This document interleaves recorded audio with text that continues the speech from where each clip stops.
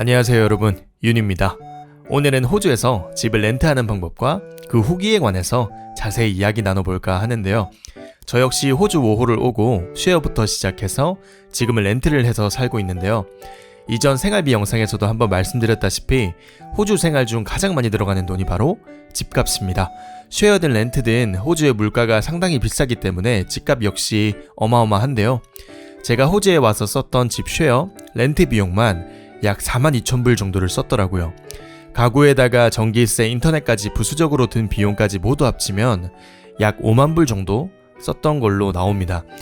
그만큼 집이 상당히 중요합니다. 해서 오늘은 그 주제에 맞게 렌트할 때 필요한 서류나 필요한 가구들, 그리고 렌트할 때 유용한 요령이나 팁들에 대해서 한번 이야기해 볼 거고요. 그리고 저는 렌트에서도 한번 실패했던 경험이 있기 때문에 그런 후기들 위주로도 한번 이야기를 들려드릴까 합니다. 우선 렌트하는 과정은 이렇습니다. 먼저 마음에 드는 집을 인터넷이나 부동산을 통해 찾고요. 인스펙션을 예약하고 가서 직접 집을 둘러봅니다. 그리고 집이 마음에 든다면 어플리케이션을 작성해서 부동산에 제출해야겠죠. 그리고 부동산에서 1차로 거르고 집주인이 2차로 승인을 하면 그 집을 렌트할 수가 있는 겁니다. 렌트한 집에는 보통 인터넷과 전기세를 직접 설치하고 납부하셔야 되고요. 물세와 쓰레기통이라든지 이런 부수적인 비용들은 집주인이 납부를 해줍니다. 그리고 집에 필요한 가구들을 채워넣으면 끝이 납니다. 그 과정들을 제가 겪었던 일들과 함께 섞어서 자세하게 이야기 한번 해드리도록 할게요. 우선 마음에 드는 집을 먼저 찾아야겠죠. 해당 지역에 있는 부동산을 직접 찾아가는 것도 방법이지만 부동산에 올라와 있는 매물들도 다 인터넷에 올라와 있기 때문에 인터넷으로 찾아보는 것이 훨씬 수월할 거예요. 제가 렌트를 하기 위해서 보는 사이트들은 리얼 에스테이트, 도메인, 검트리, 페이스북, 플랜메이트 이렇게 있고요.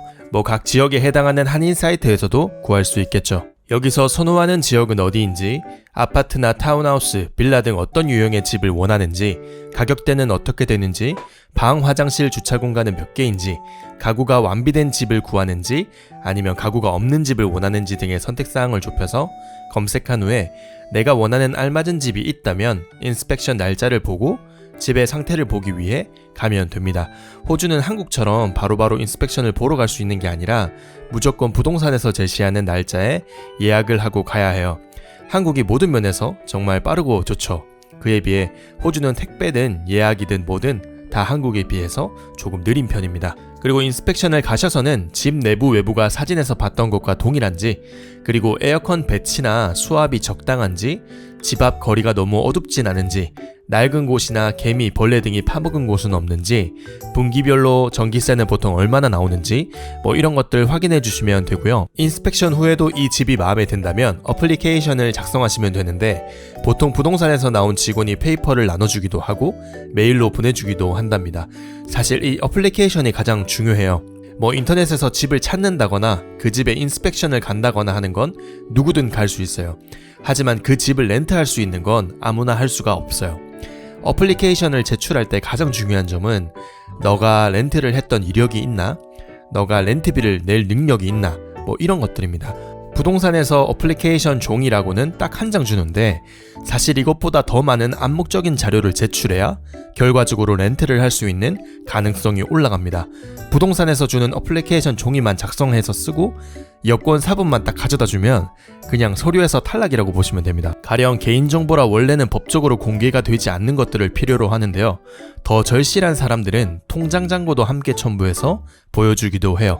사실 그런 사람들이 워낙 많기 때문에 그렇지 않은 사람들은 서류에서 거의 떨어뜨린다고 보면 됩니다. 저도 렌트를 구하려고 한두 달은 엄청 쫓아다녔던 것 같은데 그런 것들 없이 어플리케이션에 적힌 문답을 작성하고 여권 사본만 제출했기 때문에 전혀 되는 집들이 없었어요. 그리고 호주인들은 경력이나 이력 등을 엄청 중요하게 생각하는데 처음 렌트를 하는 사람한테는 렌트를 잘 주지 않습니다. 1년, 2년이라도 렌트 경력이 더 많은 사람을 더 상위로 받아주죠. 우린 경력직 뽑는데. 아니 다 경력직만 뽑는 같은 시대면 어디서 경력을 쌓나? 경쟁이 엄청 심한 집 같은 경우는 하루 종일 그룹을 나눠서 인스펙션을 보기도 하는데요. 그런 집에서는 암묵적으로 제출해야 하는 서류들에서 가산점을 받아야 합니다. 여기서 암묵적으로 제출해야 하는 모든 서류들을 정리해서 말씀드리자면, 우선 호주에서 최근 2년간 살았던 주소 기록들이 필요합니다. 최근 2년간 세세한 거주 기록들, 그러니까 6개월 동안 만약 4번을 이사했다면 그 4곳의 모든 집주인들의 이름과 연락처, 그리고 레퍼런스랑 레터까지 있으면 거의 만점이고요. 다음으로 고용 세부 사항에 대한 자료가 필요합니다. 최근 2년간의 세세한 근무 기록이 필요하고요. 회사 주소와 전화번호, 보스나 슈퍼바이저의 이름과 연락처, 그리고 레퍼런스나 레터가 있으면 좋고요. 나의 직종과 고용 형태, 일한 기간, 연간 급여, 주급에서 세금을 제한 나의 순수령액 등을 필요로 합니다. 그리고 그를 뒷받침하는 소득 증명이 필요한데, 페이슬립이라고 부르는 급여 명세서, 그리고 내 명의의 계좌 잔액 증명서를 제출하면 이 친구가 1년의 계약 기간 동안 반값을 안 밀리고 낼 수 있겠구나 라고 확인할 수 있을 겁니다.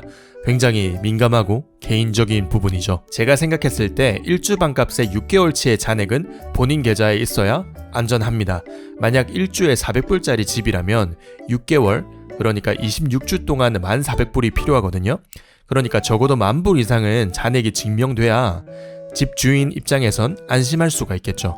얘가 방비를 밀리지 않고 낼 수 있겠구나 라고요. 그리고 신분증명이 필요합니다. 여러가지 매체를 통해서 100점 이상의 신분증명 점수를 채워야 하는데요. 가장 큰 50점으로는 여권과 호주 운전면허증이 있습니다. 이 두 가지만 있어도 100점이죠. 만약 호주 운전면허증이 없는 분들은 다른 부분에서 점수를 한번 채워보세요. 40점에 해당하는 신분증으로는 출생증명서, 시민권증명서, 나이증명카드, 메디케어 카드, 전화세, 수도세, 가스세, 전기세 등의 요금 납부서 등이 있고요. 30점에 해당하는 신분증으로는 정부공인 신분증, 시의회 요금 고지 납부서 등이 있습니다. 마지막으로 10점대에는 학생증, 외국 운전면허증, 현재 또는 이전 고용주의 레퍼런스 등이 있습니다. 40점과 30점, 그리고 10점대에서는 워홀이나 학생비자 분들이 증명할 수 있는 신분증이 생각보다 찾기가 어려워서 100점을 만들기도 쉽지가 않을 것 같다는 생각이 드네요. 이 모든 자료들을 제출했을 때 이제 상위 경쟁에서 비빌 정도가 어느 정도 된 거죠. 그리고 커버레터까지 쓴다면 거의 된다고 볼 수 있습니다. 커버레터라 하면 뭐 이런 거예요. 나는 무엇 때문에 호주에 왔고, 나는 이런 일을 하면서 돈을 잘 벌고 있고, 나는 호주에서 정착하고 싶기 때문에 이 집이 꼭 필요하고, 수입이 이 정도 되니까 충분히 반값을 커버할 수 있고, 나는 정리정돈을 엄청 좋아하는 편이고 엄청나게 깔끔한 사람이다. 펫도 키우지 않고 아이도 없기 때문에 데미지가 생길 일은 전혀 없을 것이다.